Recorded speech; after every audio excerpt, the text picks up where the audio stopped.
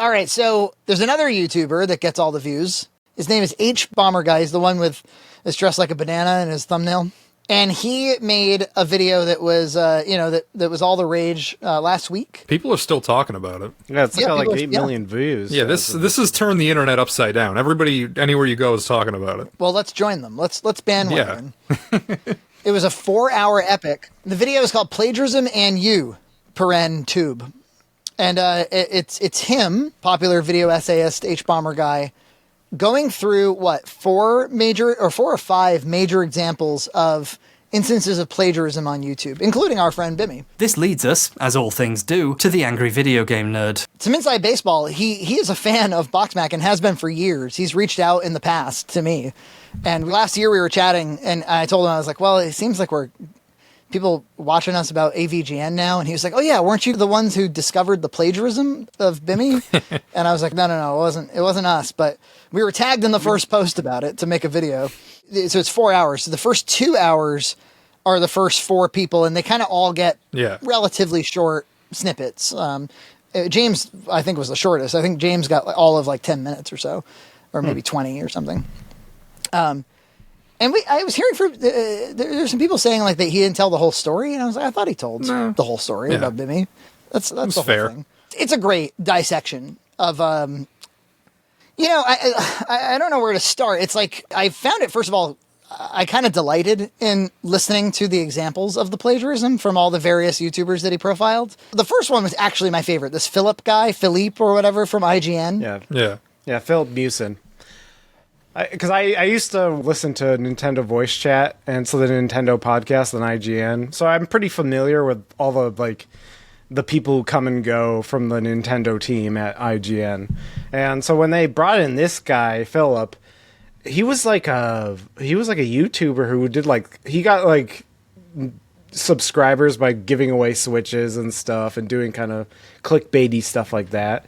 And I think he struck me as somebody who was way out of his limits. He got this job. He was now supposed to host this podcast and be the Nintendo editor, and I don't think he was ever qualified. And I think he was over his head, and he just resorted to plagiarism to get to get through it. But as it so happened, his YouTube channel was his original YouTube channel was plagiarized to hell too. He was caught with IGN because somebody found it. And so HBomberGuy puts up actually the transcript and then sort of shows the annotations about how they flip the words around, how they, this very kind of 19-year-old in college, 3 a.m., just, vomit something out that's half plagiarized. One of the first things that struck me about all these examples was there's the central question, which is why do it? Are you so? It's the same question we asked of Bimmy, or I guess of Newt in that case. Are you so incapable of coming up with your own thoughts and writing your own thoughts out? And I think the best explanation is, I think people are really struggle with writing. It's way more rampant than you would expect. Inability to write, difficulty with writing. Yeah, well, I mean, I've had videos in the past which are basically just me bitching that every review of this game says the exact same thing, and I see that if you look up any game and then just watch every review, you'll see an original, and then you'll see 5 people who just remake the same video. And can I ask? It's a thing. Why do you say review? People ask me to review it. A non-review. A word that I cannot avoid using is review. I've always said review till everybody tells me it's review. Did you get that from Bimmy, or did you grow up with whatever ailment he has? I guess. I mean, whatever. I mean, I'm from the Northeast. I mean, you are too. Shoot, you should say it. What do you say? Review? Review. Review. Okay. No, review. Let's say review. Why would it be review? What about recap? Would you say recap? So anyway, I like that Jason internalized. I think he internalized the way James talks. I think he says Loudon. Sure. I think he says the whole I mean, it's possible. I don't know. Now you've got what the hell accent do you have? Upstate New York. Upstate New York. That's exactly what it is. Thank you. All right, moving on. So to EJ's point about hey, I think this guy's out of his depth.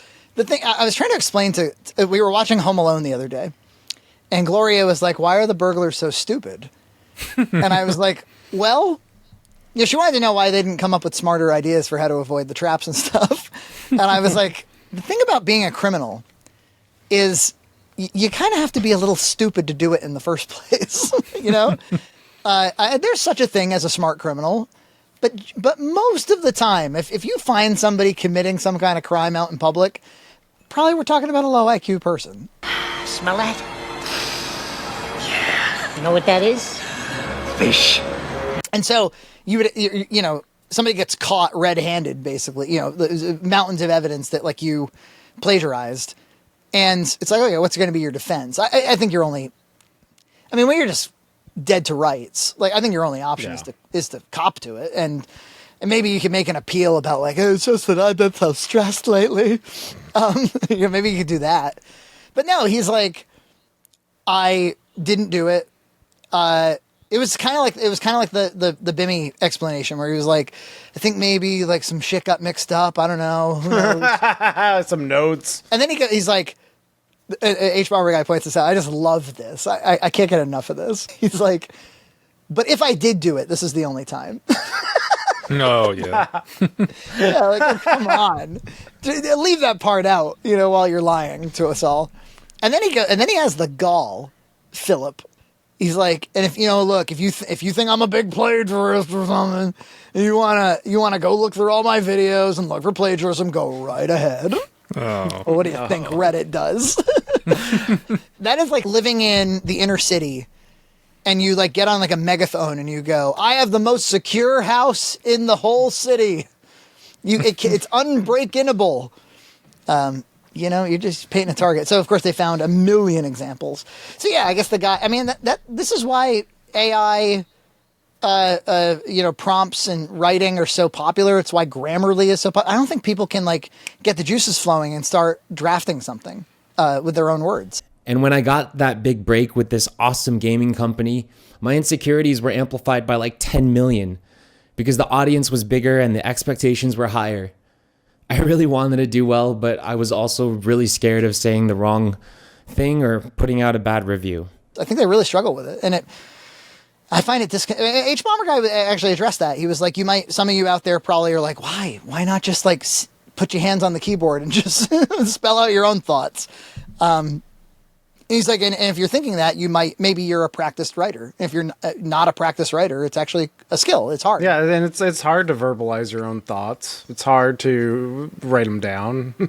It takes practice. You have to go be at it every day. You have to be at it every week, and yeah, it's discipline. But Jason's right about just like you see the same stuff, like with reviews on movies. You see the same. I don't know if it's studio talking points, but people say the same stuff, like everyone calling Captain Marvel or Ms. Marvel like, oh, it's fun and it's this, and it's like they're trying to be positive. They use the same phrases, and so you see it a lot. Something I thought was an interesting phenomenon that he highlighted in the video was a lot of times you're talking about really big YouTubers copying really small YouTubers. That makes sense. I mean, there's more eyes on big YouTubers too, so yeah. So you're more likely to catch the plagiarism, yeah. But it does make it a lot more egregious when you're just like, oh, I'll just lift this from this little video right here, and he pointed this out too. He's like, you know, to catch. It's like with a lot of things, like to catch a plagiarist, you have to start with the hypothesis that this might be plagiarized.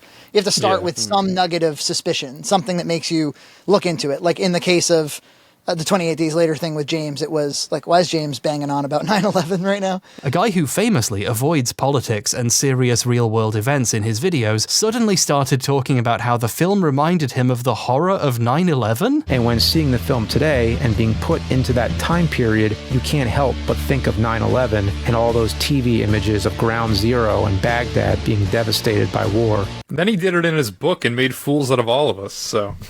Yeah, exactly. The date was September 11th, 2001.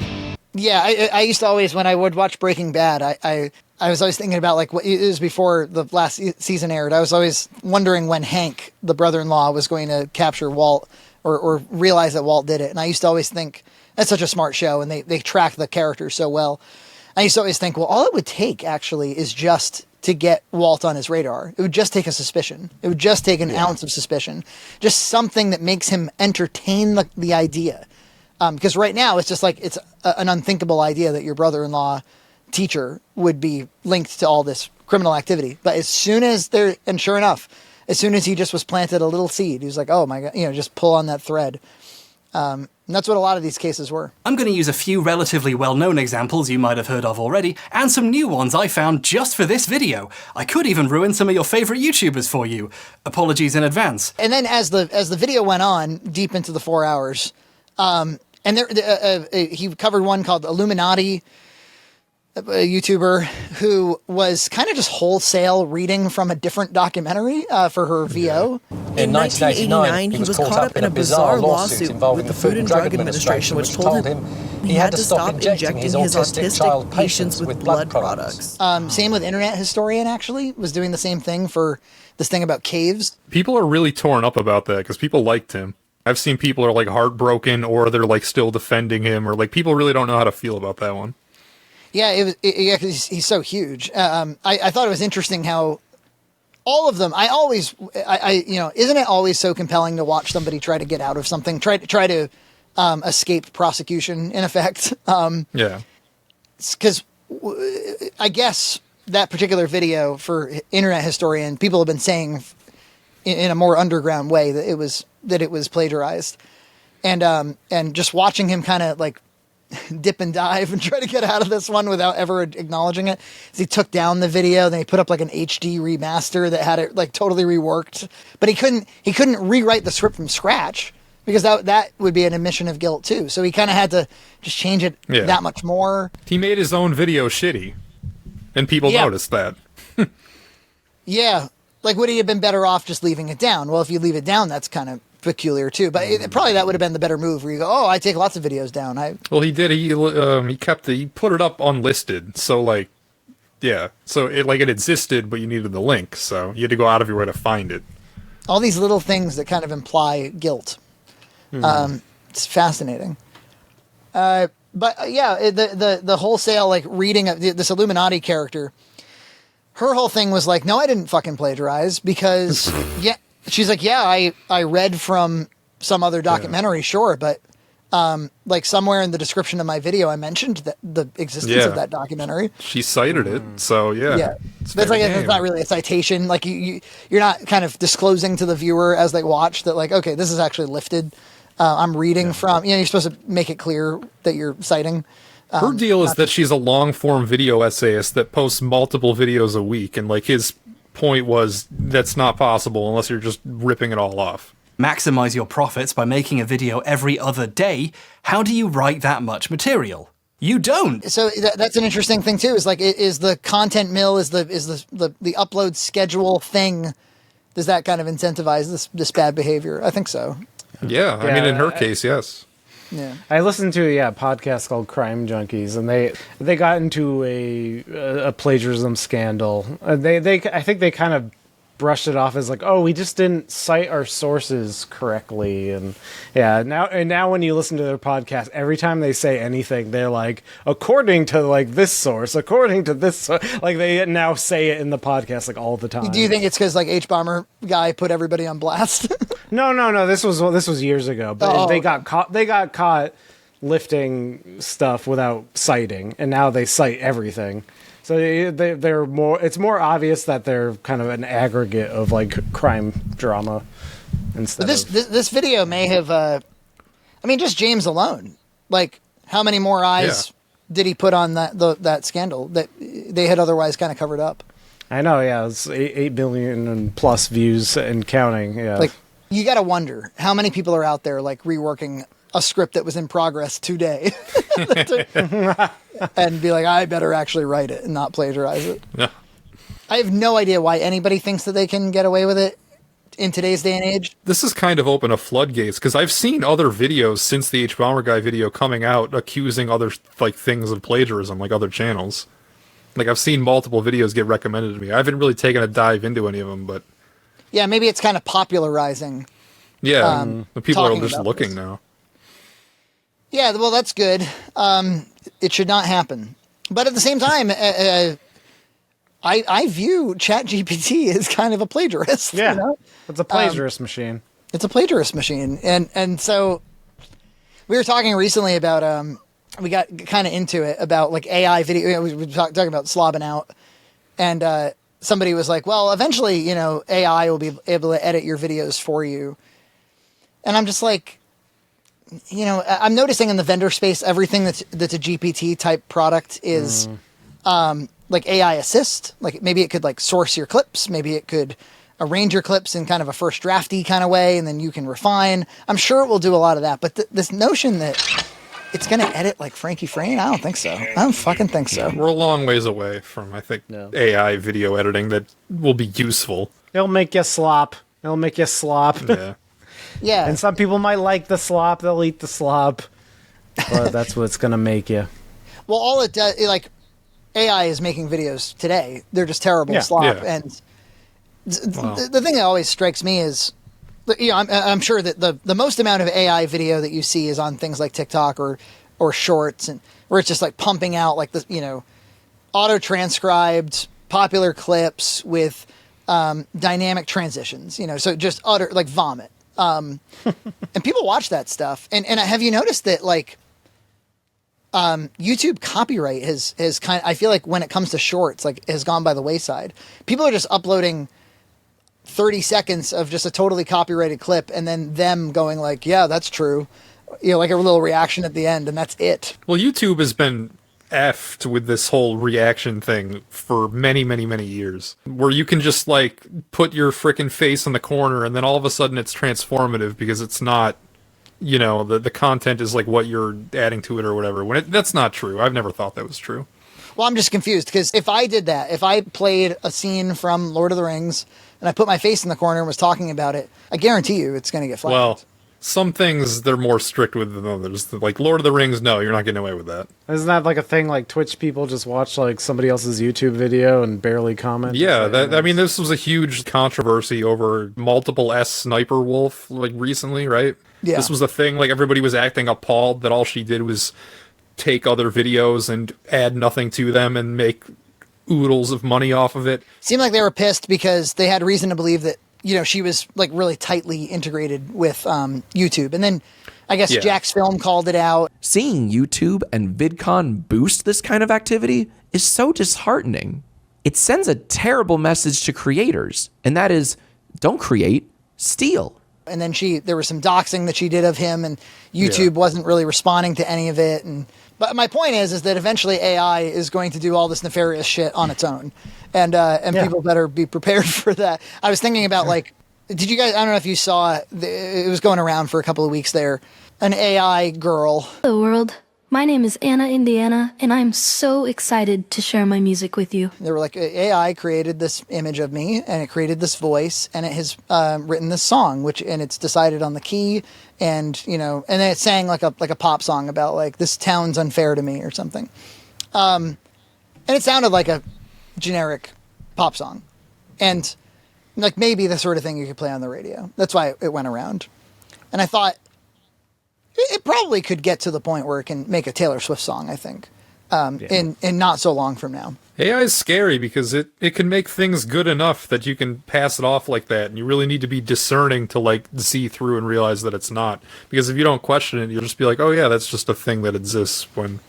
Yeah, because the AI is kind of smart, and people are kind of dumb, and so it's in the middle.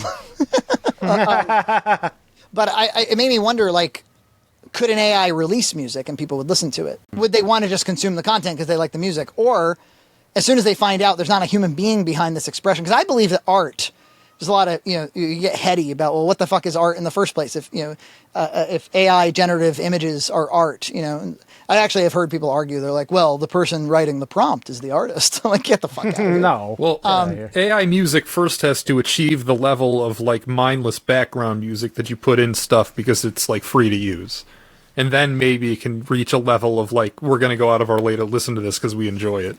Yeah, well, that's the question. Is like, as soon as you find out there's not a human behind it, even if you like the song, do you lose it? Does the average person lose interest? Because when you listen to a song, part of the experience is you can sort of imagine, or you're connecting with a human being that wanted to express something. The answer for us is probably yes, but the answer in 50 years might not be so clear. Yeah. Yeah. I think art by definition is a human being who intentionally wanted to express something. something like that, and maybe something that tells, like whether it's a broad comedy or screwball comedy or a pop song or Lord of the Rings, it tells us something about humanity. And AI will not tell us about humanity, I don't think. I mean, its existence tells us about humanity, but I think it ceases to be art. I think there will be a day where that view you just expressed, even though we all probably hold some varying opinion of it, is, it's going to be antiquated, and yeah, that'll be. It just begs the question of like, well, what the hell? Why do you want to consume it? Like, what are you consuming? I don't know. That's for the kids in 50 years to decide. It's interesting. You maniacs! You blew it up! Oh, damn you! God damn you all to hell! Subscribe to Red Cow Entertainment on Patreon for full episodes every other week.